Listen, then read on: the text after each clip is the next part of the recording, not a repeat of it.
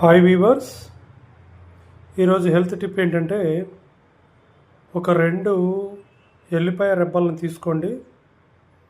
ఈ 2 ఎల్లిపాయల రెబ్బల్ని స్వచ్ఛమైనటువంటి గేదె పాలు కానీ లేదా ఆవు పాలు కానీ వాటిలో కొన్ని పాలు తీసుకొని ఈ 2 ఎల్లిపాయ రెబ్బల్ని ఈ విధంగా పాలలో వేసిన తర్వాత ఒక 5 నిమిషాలు మరగనివ్వాలి.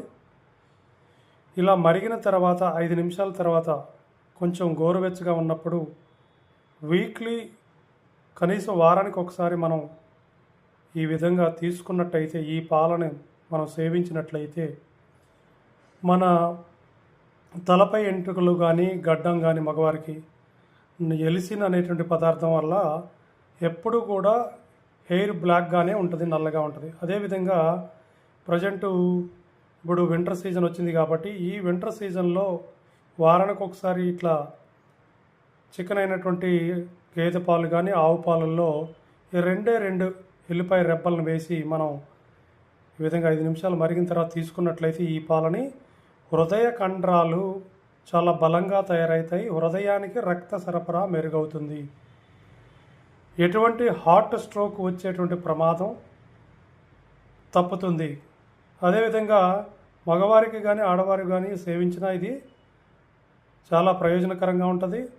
ప్రత్యేకించి మగవారికి అయితే పెళ్ళైన వారికి న్యాచురల్ వయాగ్రా లాగా పనిచేస్తుంది.